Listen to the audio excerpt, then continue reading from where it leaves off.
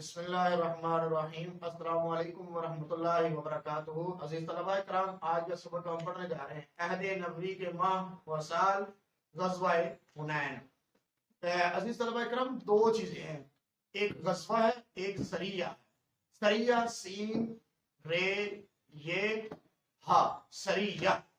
تو غزوہ وہ ہے جس کے اندر حضور پاک صلی اللہ علیہ وآلہ وسلم نے بذات خود سپہ سالار اس جنگ میں حاضر ہوئے ہیں، شرکت فرمائی ہے، اس کو غزوہ کہتے ہیں۔ اور اپنی غیر موجودگی میں اپنے کسی صحابی کو سپہ سالار بنا کر اس جنگ میں بھیجا گیا، وہ غزوہ نہیں کہلائے گا، وہ سریہ کہلائے گا۔ تو یہاں پر غزوات ہیں، غزوے ہیں، غزوہ کا ذکر ہے یہاں پر۔ تو غزوہ حنین آج ہم پڑھیں گے سبق۔ غزوہ حنین قبائل مکہ مکرمہ سے 40 کلومیٹر کے فاصلے پر واقع وادی حنین میں بنو حوازن اور بنو ثقیف کے قبائل تھے، جن کو اپنی طاقت پر بڑا گھمنڈ تھا، بڑا تکبر کرتے تھے۔ وہ مسلمانوں کی طاقت کو تسلیم کرنے پر راضی نہ تھے۔ انہوں نے فتح مکہ کے بعد ارد گرد کے قبائل کو مسلمانوں کی مخالفت پر اکسا کر اپنے ساتھ ملا لیا اور مکہ مکرمہ پر حملہ کرنے کی منصوبہ بندی بنا لی انہوں نے۔ اس کے بعد پھر فتح مکہ کے بعد نبی کریم صلی اللہ علیہ وآلہ وسلم مکہ مکرمہ میں 19 دن قیام کرنے کے بعد شوال 8 ہجری کو 12,000 کے لشکر کے ساتھ وادی حنین کی جانب روانہ ہوئے۔ لشکر کی تعداد دیکھ کر بعض نو مسلم، یعنی نئے جو مسلمان ہوئے، نو مسلم کا مطلب جو نئے مسلمان ہوئے، بعض نو مسلموں کے ذہن میں یہ خیال آیا کہ آج کوئی طاقت ہمیں شکست سے دو چار نہیں کر سکتی۔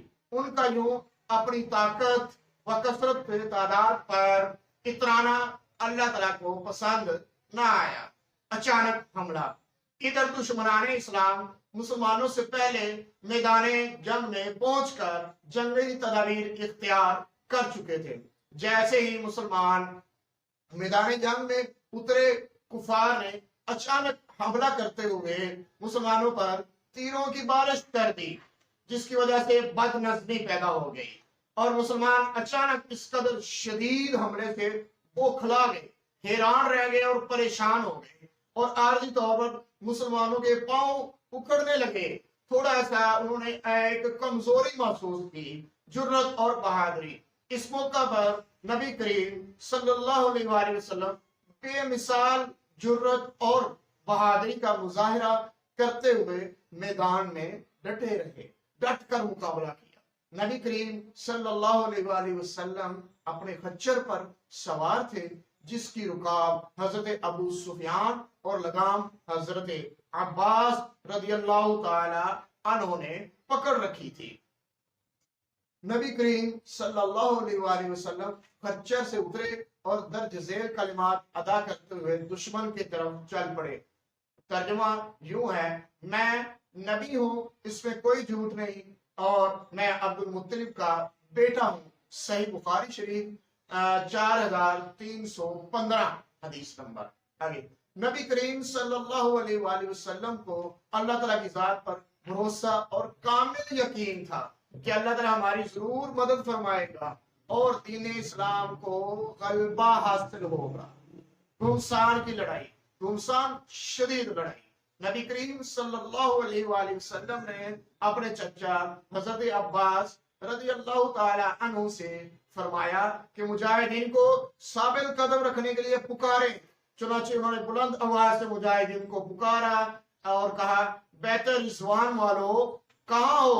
یہ آواز سن کر تمام مسلمان واپس مڑے اور تھوڑی دیر میں میدان جنگ مجاہدین سے بھر گیا اور بنو حوازن کے خلاف گھمسان کی لڑائی شروع ہو گئی۔ جلد ہی دشمن کے پاؤں اکھڑنے لگے۔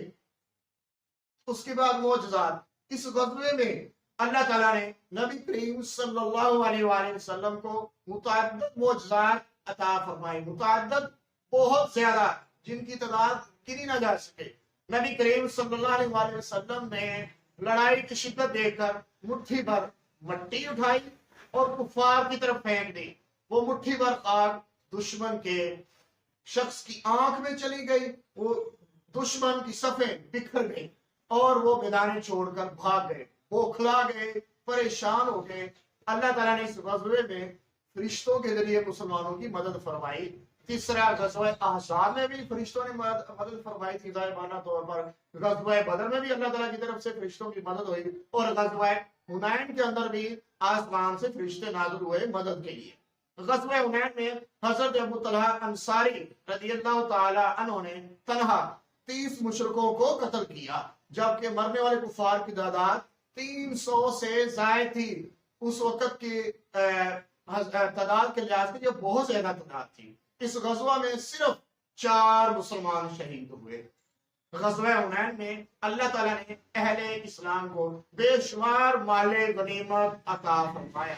مال غنیمت کا مفہوم اور معنی یہ ہے کہ میدان جنگ میں دشمن میدان جنگ کو چھوڑ کر بھاگ جائیں، اور بھاگنے کی صورت میں جو چیزیں چھوڑ کر چلے جائیں، چاہے وہ ویپن ہے، چاہے وہ گھوڑے ہیں، چاہے کوئی تیر ہیں، چاہے کوئی مال دولت ہے، وہ سارا کا سارا مسلمانوں کے قائد کے پاس چلا جاتا ہے۔ وہ قائد پھر اس کو مناسب انداز میں تقسیم کر دیتا ہے۔ اس کو مال غنیمت کہتے ہیں۔ اس مال غنیمت میں 6000 جنگی قیدی، 24000 اونٹ، 40000 بکریاں اور 40000 اقیا چاندی شامل تھی۔ نبی کریم صلی اللہ علیہ وآلہ وسلم نے مال غنیمت فوراً تقسیم نہیں کیا، بلکہ 2 ہفتے تک انتظار فرمایا۔ یہ اس میں ایک خاص حکمت تھی کہ شاید بنو حوازن اسلام قبول کر لیں اور ان کا مال سارا کا سارا بطور امانت میرے پاس جو پڑا ہوا ہے ہم ان کو واپس کر دیں گے، لیکن ایسا نہ ہوا، تو آپ نے مال غنیمت تقسیم فرما دیا۔ غزوہ حنین کی وجہ سے متعدد قبائل یعنی کئی قبیلے دائرہ اسلام میں داخل ہوئے، اور اسلام مزید دور دراز کے علاقوں تک پھیل گیا۔ جبکہ غزوہ حنین میں مسلمانوں کی نصرت فتح کے متعلق اللہ تعالیٰ نے ارشاد فرمایا، یقیناً اللہ تمہاری مدد کر چکا ہے بہت سے مواقع پر، اور خصوصاً حنین کے دن، غزوہ حنین کے دن بھی، جب کہ تمہاری کثرت نے تمہیں ناز فخر میں مبتلا کر دیا تھا، اور تو وہ کثرت تمہارے کچھ بھی کام نہ آئی، اور زمین تم پر اپنی وسعت ہونے کے باوجود تنگ کر دی گئی۔ پھر تم نے پیٹ پھیر کر میدان جنگ سے رخ موڑ لیا۔ اس کے بعد غزوہ حنین اور غزوہ بدر ہی 2 غزوات ایسے ہیں جن کے نام قرآن پاک میں آتے ہیں۔ عزیز طلبہ کرام جان لیجئے، غزوہ حنین اور غزوہ بدر 2 غزوات ایسے ہیں جن کا ذکر قرآن پاک میں آتا ہے۔ اللہ تعالیٰ نے آزمائش سے 2-4 کر کے مسلمانوں کو کبھی بھی اپنی تعداد اور ساز و سامان کی فراوانی یعنی زیادہ ہونا، فراواں ہونا بھروسہ نہیں کرنا چاہیے، بلکہ اللہ پر توقع رکھتے ہوئے ہمیشہ عاجزی، ہمبلنس اور جھکتے ہوئے اللہ کی بارگاہ میں یہ کام کرنا چاہیے۔ اور کیونکہ کثرت کے باوجود شکست کا سامنا کرنا پڑ سکتا ہے، شکست کے باوجود شکست کا سامنا، تعداد کی زیادہ ہونے کے باوجود شکست کا سامنا کرنا پڑ سکتا ہے۔ اس غزوے سے ہمیں یہ سبق ملتا ہے کہ ہمیں ہمیشہ اللہ تعالیٰ کی نصرت اور مدد پر یقین رکھنا چاہیے۔ ظاہری مال اور اسباب پر بھروسہ کرنے کے بجائے اللہ تعالیٰ کی ذات پر کامل یقین، کامل بھروسہ کرتے ہوئے اللہ تعالیٰ سے نصرت اور مدد کی دعا کرنی چاہیے۔